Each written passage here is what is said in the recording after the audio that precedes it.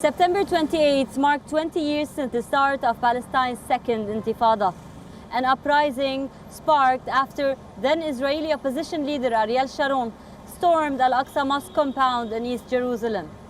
This triggered years of conflict, leaving thousands of Palestinians dead. We take a look at the history of this mass uprising and what it means for Palestinians in 2020.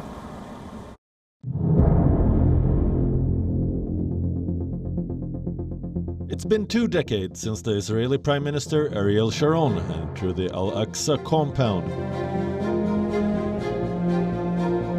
The sight of a right-wing Israeli politician in the third holiest site of Islam sparked a major Palestinian uprising, Intifada.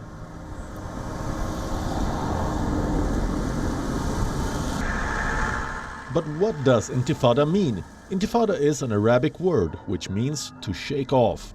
It is used to refer to the Palestinian uprising against Israeli occupation.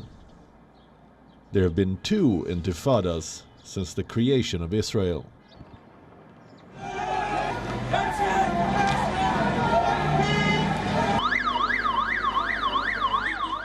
In December 1987, when Israeli army trucks collided with a car in the Jubilee refugee camp in Gaza, 4 Palestinians were killed, triggering mass protests.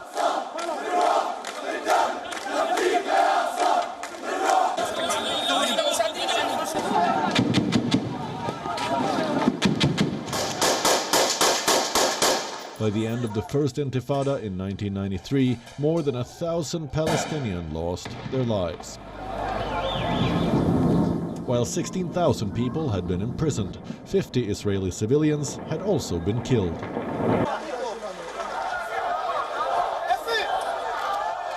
The second Intifada, also referred to as Al-Aqsa Intifada, was even bloodier.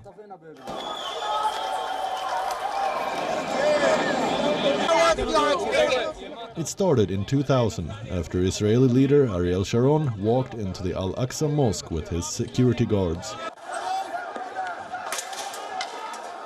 A fight broke out between worshippers and Sharon's security guards. 7 Palestinians were killed. No one here expects the organizers of the Arab uprising to ask the Israelis for anything less than a total withdrawal from the West Bank and the Gaza Strip. Within just 2 days, the revolt gained momentum and more than 900 Israelis and at least 4,000 Palestinians had been killed. And when it ended, 5 years later, it left Palestinians with a separation war.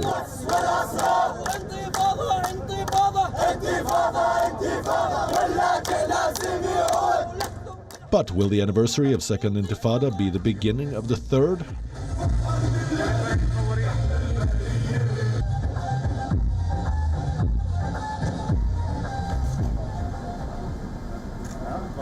Nidal Nagie Turkiman spent 17 years in an Israeli prison for his role in the second Intifada. He says that for the Palestinians, the situation is now even bleaker. The political horizon is shutting down. There is a regional, Arab, international and Israeli political blockade to pressure the Palestinian leadership to give up the rights of Palestinians. We consider the Palestinian issue quintessentially a political one.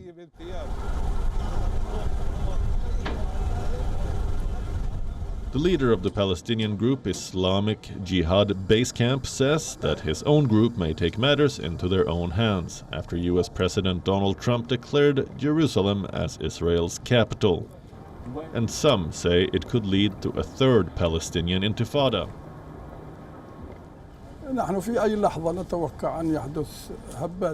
We expect another mass uprising or intifada to happen at any moment for a specific period of time. This will not stop as long as there is occupation, as long as there is a daily pressure on these people and a continuous targeting of their land and holy sites. While Israel looms large in discussions, many young Palestinians are also frustrated by the actions of their own leaders, plagued by years of infighting that has undermined young people's faith in political action.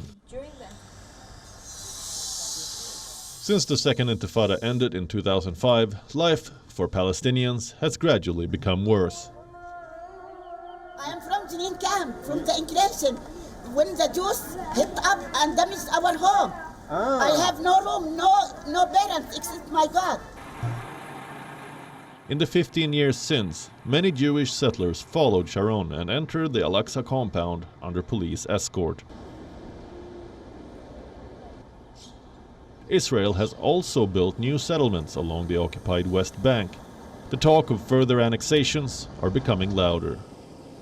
None of these have led to another uprising, despite what some Palestinians and leaders may expect.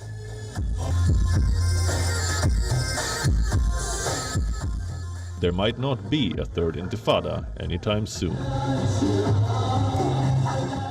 West Asia Bureau, WION. World is One.